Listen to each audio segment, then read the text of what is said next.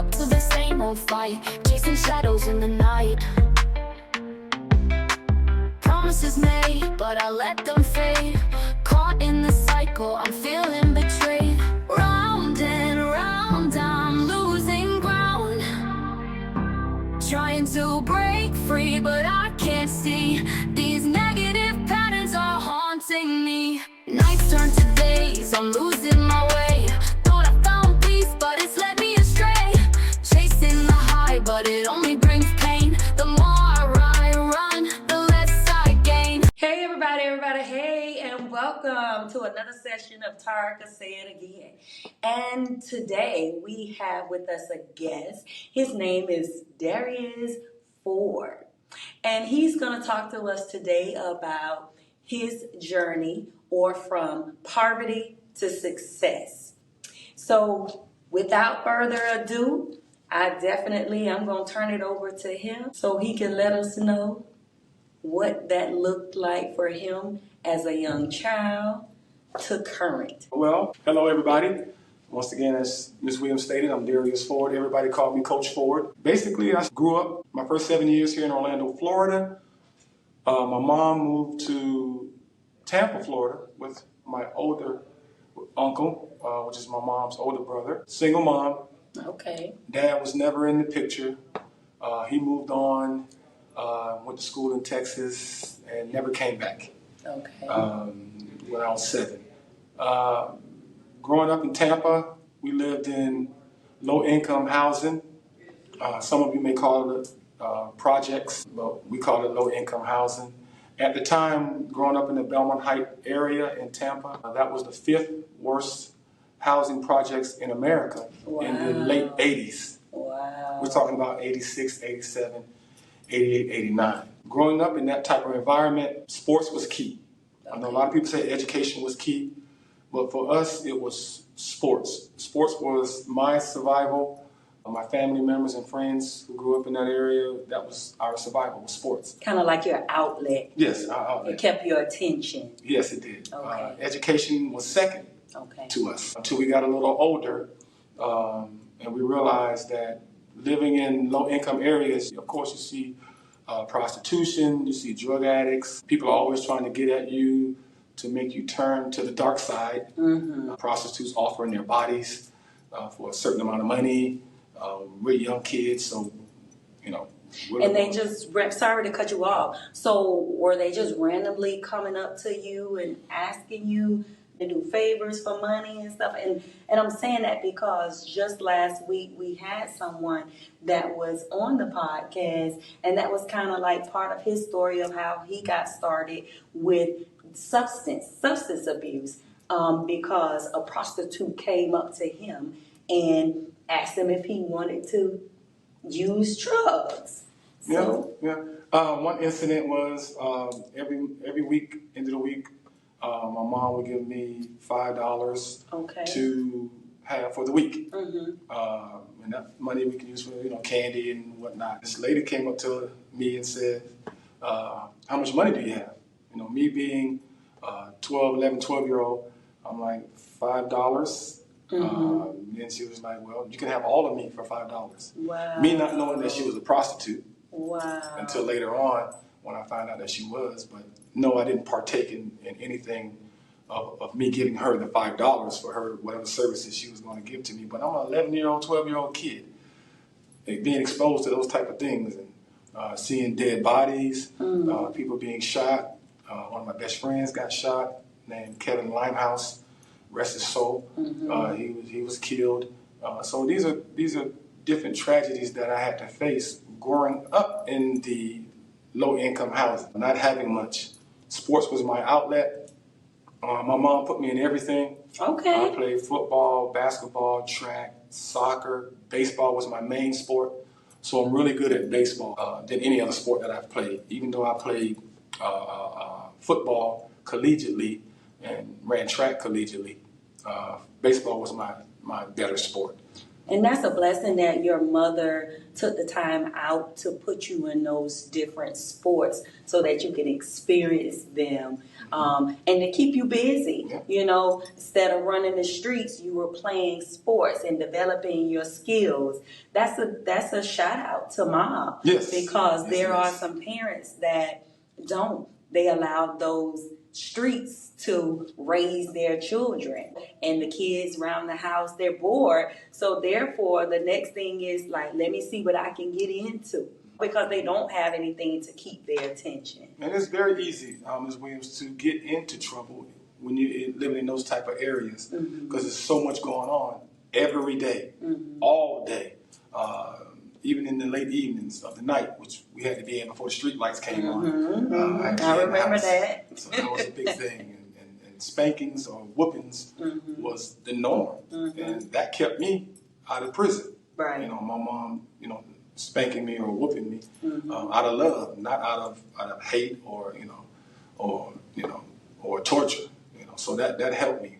Growing up in high school was a game changer. Got connected with a coach named Coach Ike Williams, who was like a father figure because my father was never around. Me being a black kid growing up with no father, male guidance, was very difficult for me because my mom couldn't raise me to be a man.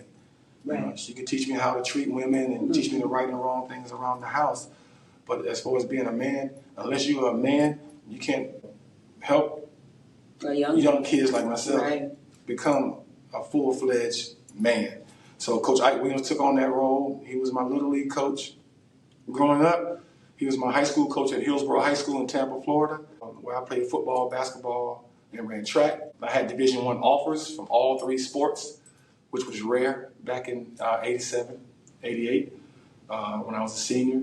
Going to Florida State, I started learning how education is really the foundation for success. For me, not being able to live in poverty like the people that I grew up around as a youngster. So education began to drive me over sports, because sports doesn't last forever, but education does. I realized that when I became a freshman in college. So that was the driving force for me transitioning from college to becoming an adult, because I knew that education would be the key for me to make money as an adult, because if the professional sport doesn't work, then what do I have to fall back on? And if I don't have my college degree, which I got it in social science, then I wouldn't be where I am today, which is a school teacher, teaching 12th grade reading, high school coach. I'm a mentor. I have my personal training business that I do on the side for inner city kids. I'm not even inner city kids, just kids in general. Just trying to get better in that particular sport that they want to play. So I'm giving back to the community, because the community, which was at that time when I was growing up, was Coach Ike Williams. Okay. He was my community, and he showed me the way, along with my mom, and this is the product of those instruments in my life. Along with other coaches, other teachers at my high school were really instrumental in my success and understanding that the more you learn, the better human being you'll become. So I consider myself now, at 55 years of age, a Renaissance man. And what a Renaissance man is, an individual who can really adapt to any environment. He can speak on pretty much any topic to a certain extent. And that's just who I am. So I'm very happy where I am. I'm living comfortable. I don't have to worry about where my next meal is going to come from. I'm a father of 3.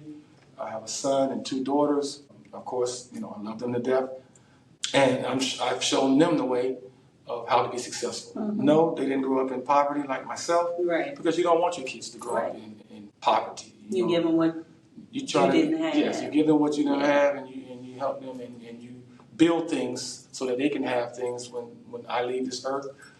Building things as far as inheritance, life insurance policies, things that we were not taught growing up in the inner city. Right, right. So we didn't know any of these type of things, investment properties and different things, or investing in certain things that will give you residual income, which means money coming in every month. Right. So these are the things that education has shown me, so that now my 3 kids wouldn't be in the predicament that I grew up in. Mm-hmm.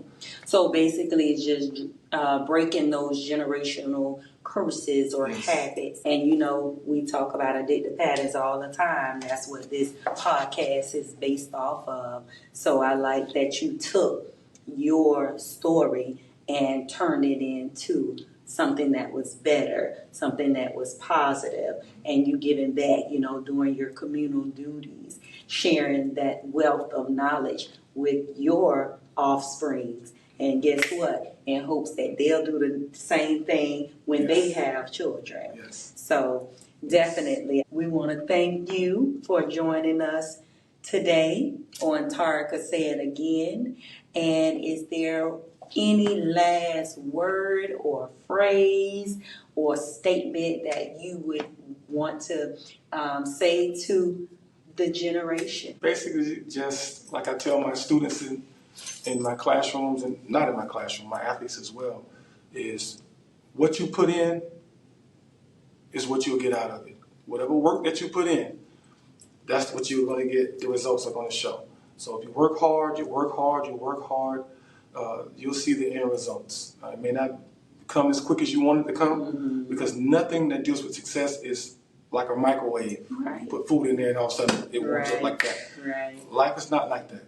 You know, you have to work and put in the grind and hustle for what you want, and never look back. Because if you look back, you're going to run into something in front of you that you may not want to run into. So always keep your eye on the road, work hard. You're going to have speed bumps in front of you. It's how you overcome and work around or over those or under those speed bumps. And you always need someone to help you along the way. You cannot do it by yourself. Right. It doesn't even work like that. Right. So if somebody telling you it does, no. Right. And I like how you say don't look back. That brings me to the Bible, and where you had Lot's wife, and she was told not to look back, and she did, and she wound up turning into a pillar of salt. Yep. So I like that analogy. All right, you all. Again, don't forget to please like and share, and follow us on YouTube, iHeartRadio, and Spotify. Have a good one.